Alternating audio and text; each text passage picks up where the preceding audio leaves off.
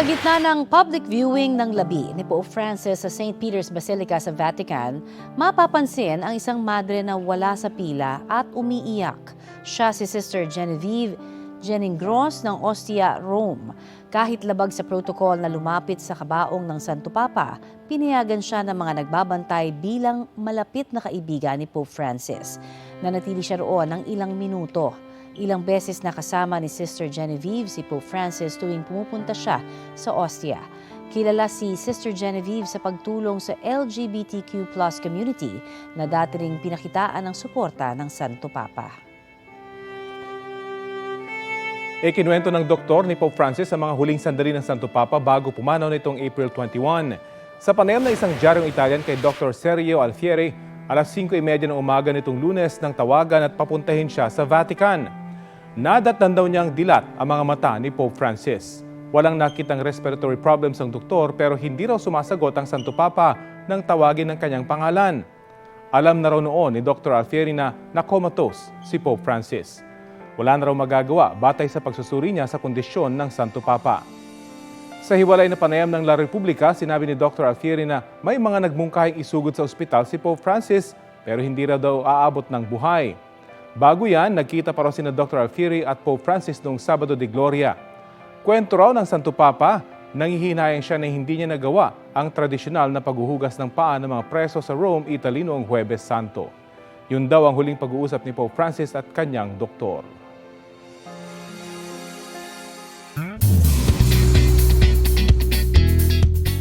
Mga mare, challenging role ang pagbibidahan ni Sparkle star Ashley Sarmiento sa episode ng Magpakailanman Bukas. Tulungan mo ko, ligtas mo ko. Tatalakayin kasi ang issue ng child brides sa episode na pinamanggatang Bata-Bata, Paano Ka Kinasal? Gaganap si Ashley bilang isang batang pilit na ipapakasal sa mas matanda sa kanya. Kwento ni Ashley na subok siya dahil matagal-tagal na rin ang huli niyang mabigat na role. Nakatulong daw sa kanya ang kanyang co-actors. Makakasama niya riyan sina Romnick Sarmienta, Maureen Larrazabal, Aidan Veneracion, Mel Kimura at William Lorenzo. Mapapanood yan bukas 8:15 p.m. sa GMA at Kapuso Stream. Ng huling hantungan ni Pope Francis sa Basilica of St. Mary Major sa Rome, Italy.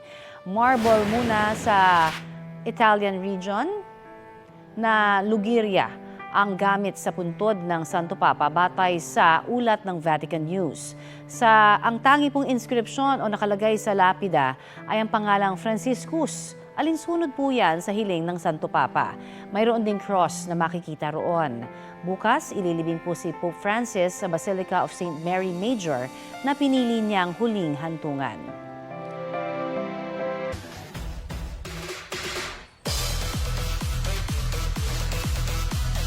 SOTF? Something groovy is coming mula kay Asia's multimedia star Alden Richards. Ang full reveal, abangan sa linggo, April 27 sa All Out Sundays.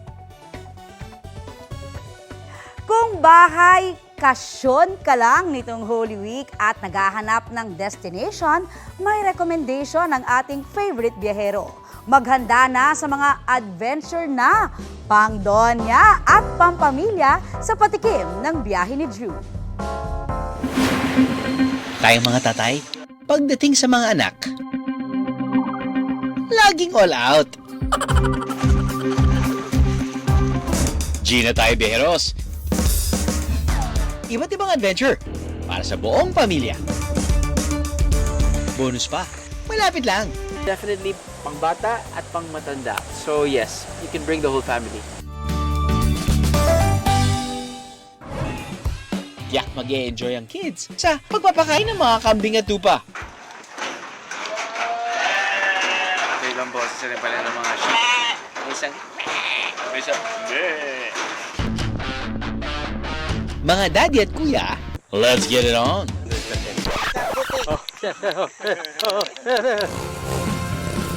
Go, go, go, go, go! Where's my popcorn? Green flag ang trail dito, biyeros. Patag ang daan at mapuno ang daraanan.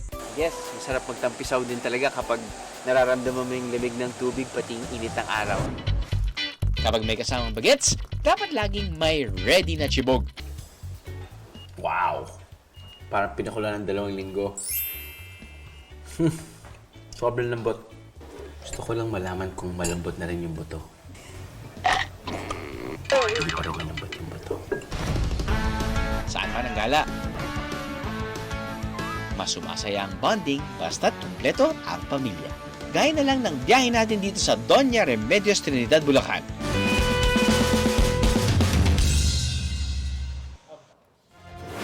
Samantala, patok ngayon ang iba't ibang Pope Francis souvenir sa Rome, Italy.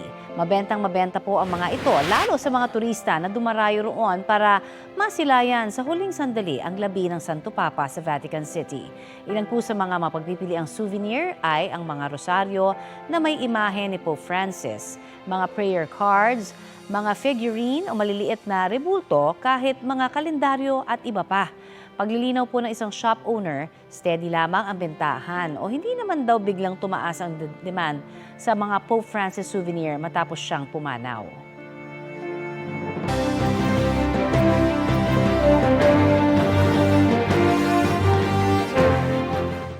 Lumabas sa investigasyon ng Philippine National Police na may banta sa buhay ng pinaslang na alkalde ng Rizal, Cagayan na si Joel Ruma.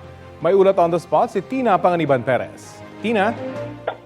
Traffic tutungo sa Cagayan ngayong araw ang liderato ng Philippine National Police sa pangunguna ni PNP Chief General Romel Francisco Marbil para alamin mismo ang update sa investigasyon sa pagpatay kay Rizal, Cagayan Mayor Joel Ruma. Base sa paunang impormasyon, wala raw banta laban sa re-electionist na alkalde na binaril habang nangangampanya. Nadamay ang 3 niyang kasama sa insidente. Pero ayon kay PNP spokesperson Police Colonel Randolph Tuanyo, lumalabas sa paghulog ng investigasyon na may iniulat palang banta sa buhay ng alkalde.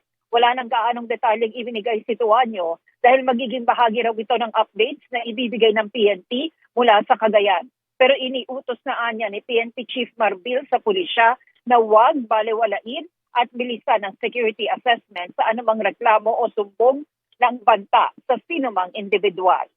Balik sa iyo, Rafi. Maraming salamat, Tina Panganiban Perez.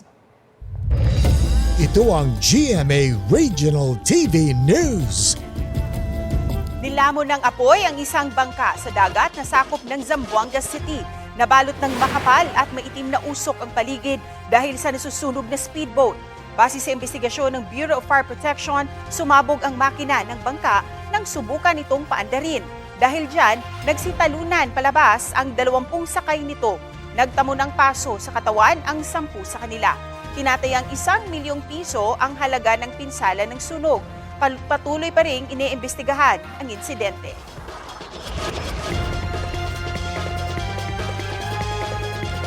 Sugatan sa pamamaril ang isang lalaki sa Malasikit, Pangasinan.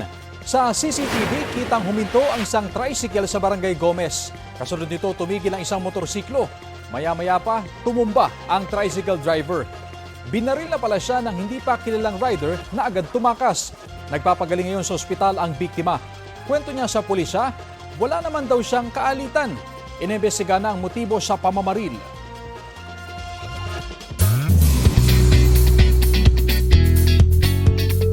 Latest para sa mga mare at para nating Encantadex. It's a wrap na para kay Rian Ramos sa taping ng karakter niya sa Encantadia Chronicles Sangre.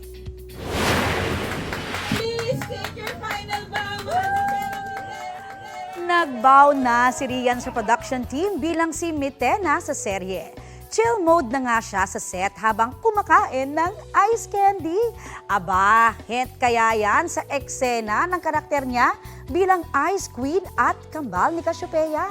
Aabangan natin ang mga yan sa Sangre na mapapanood na soon.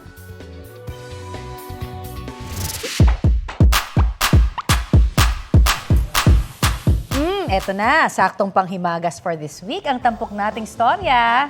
May creation ng isang patisserie sa France na siguradong hindi kayo mabibitin. Aba, tikman na yan! The dessert is on the table. Yan ang strawberry cake ng isang French pastry shop na halos 122 meters ang haba. Matapis ang ngiti ng mga chef dahil yan na ang Guinness World Record holder para sa longest strawberry cake. Nahigitan niya ng 2019 record ng Italy sa strawberry cake na may habang mahigit 100 meters. Kabilang sa ingredients niyan ang sandamakmak na asukal, itlog, cream at 350 kilos ng strawberry. Isang slice naman dyan ng cake na... Wow na wow! wow! Paabutin nyo na yan hanggang dito. Oo, Hintayin papain nyo niyo na, ang no? Baguio.